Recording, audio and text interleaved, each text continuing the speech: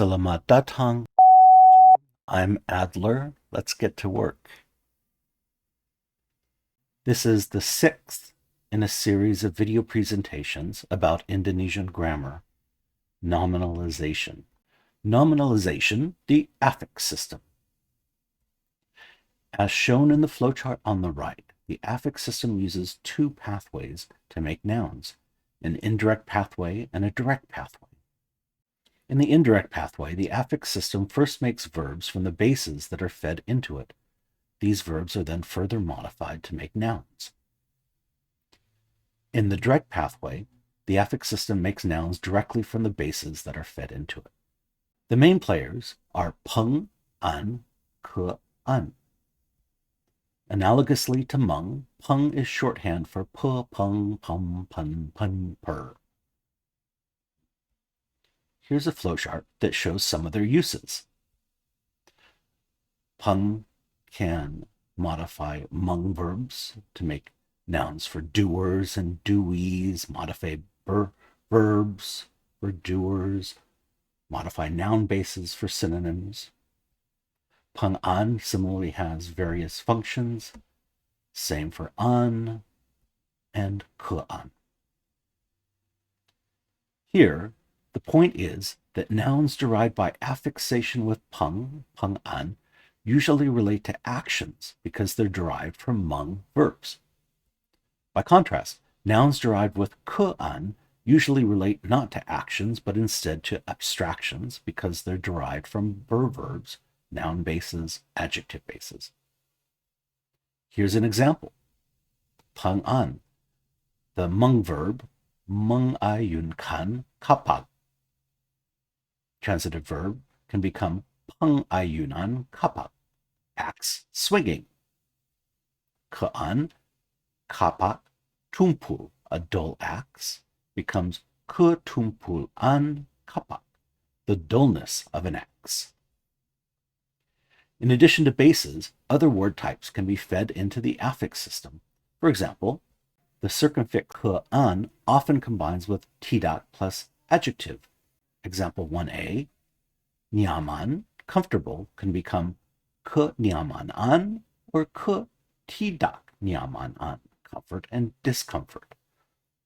Or example 1b, percaya can become kepercayaan, belief, trust, or ke tidak percayaan, disbelief or distrust. Also, the circumfix peng an can combine with compound verbs. Example 2, beritahu, to announce, can become pemberitahuan, an announcement. Some of the verbs that are generated by the affix system can also be fed back into it to be nominalized with ke an or peng an. Example 3a, we start with sama, which means same, to get the verb bersama, which can turn into the ke an noun kebersamaan. And 3b, rantas, broken, adjective, verb berantas, to eradicate, to pemberantasan, eradication. Similarly, some passive ter verbs can also be nominalized with ke an, but not peng an. So you can start with tarik, to pull, to become tertarik, interested, to turn into ke tarikan, interest. Conversely, some of the ke an nouns and peng an nouns that are generated by the affix system can also be fed back into it to make verbs, but not ter verbs. Example 3d, cukup, enough, becomes the noun kecukupan, sufficiency, and then berkecukupan, the stative verb, adjective, sufficient. 3e, alam, nature, pengalaman, and experience, that's the noun, fed back into the affix system becomes berpengalaman, experienced. What's going on? The second pass through the affix system allows the extending meanings of the words that are generated by the first pass to be transferred to other word types. Clever. The table below is a heat map based on my intoxicated analysis of affix nouns.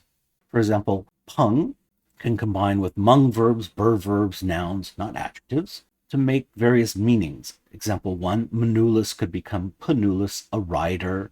Example 2, bergulat, to wrestle can become pegulad, a wrestler. Pangan similarly could be example 4. Mengumpulkan, to collect something, turns into pengumpulkan, a collection. An, example 8. Mencuri can become curian, a stolen object, among other things. Kean similarly mostly makes abstractions. So example 12, berada, to be located, can become to keberadaan, existence. The table above excludes affix combinations and meanings that were identified with a frequency of less than 5% for each word type. However, some of these cold items deserve an honorable mention. Pe, combines with passive D verbs to make nouns for doees. Example 14.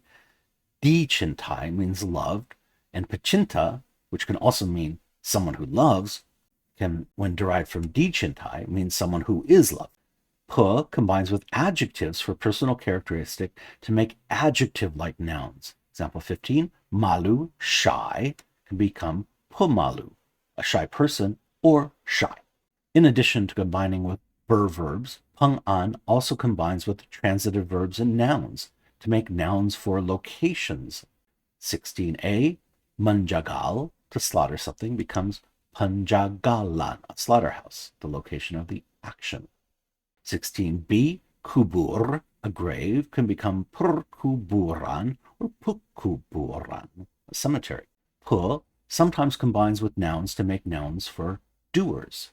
In cases where pung also combines with the corresponding mung verb to make a noun for a doer, the form often expresses expert doers, such as athletes. For example, peninju, someone who punches, whereas petinju is a boxer. UKBI is the main Indonesian proficiency test. From the limited number of previous tests that are available online, it appears that the test writers have a thing for questions that relate to the difference between pung doers and expert doers. This makes sense because to get these questions right, it helps to have an awareness that the affix system exists in some capacity and a basic understanding of how it works. Thus, peninju means one who punches because it was derived from combining pung with meninju, to punch someone. Whereas petinju means a boxer because it is derived by combining with tinju, a fist or boxing. Practice tip. The grammar section of the UKBI appears to require only a superficial understanding of basic grammar rules. By contrast, mastering the UKBI, like mastering Indonesian itself, appears primarily to be an exercise in vocabulary. The learner is once again encouraged to get through this grammar stuff as fast as possible so that they can get back to their flashcards. As is always the case in Indonesian grammar, and of course life itself, there are no categorical rules. The affix system works on an as-needed basis, and its outputs are often anomalous. For example, here's a chart for the intransitive verb base cinta, to love, that shows what the affix system does to it. Nouns that are made with pe plus adjective, or pengan, kean, love to masquerade as adjectives and modify other nouns. Example 1a, orang pemalu, a shy person. Example 1b, sengketa perburuhan, a labor dispute. 1c, orang kelaparan, a starving person. Finally, affixes play two critical roles in Indonesian grammar. In the affix system, affixes combine with bases in order to, among other things, refine or extend the base's meaning, change its grammatical type, or conform it to a grammatical register. The flowcharts above describe the two ways that the affix system makes nouns. Certain affixes function as bound pronouns, pronouns that are affixed to the words they relate to. Bound pronouns usually represent subjects, objects, possessors. However, as described in the presentation about pronouns, a secondary function of the bound pronoun nya is nominalization of adjectives and verbs. Example 2a, sang algojo ceroboh. The executioner is careless, can turn into cerobohnia, sang algojo. the executioner's carelessness. Example 2b, sang algojo gagal, the executioner failed, can turn into gagalnya, sang algojo, the executioner's failure. Spelling rules. The Hmong spelling rules apply to pung. The bur spelling rules apply to pur. By contrast, the spelling rules only apply to Hmong verbs and not to the pung nouns that are derived from them. For example, the affix system converts alam to Hmong alami, to experience something, and pung alaman, an experience, in the Hmong register. In the register, Hmong alami converts to ngalamin, but pung alaman remains unchanged.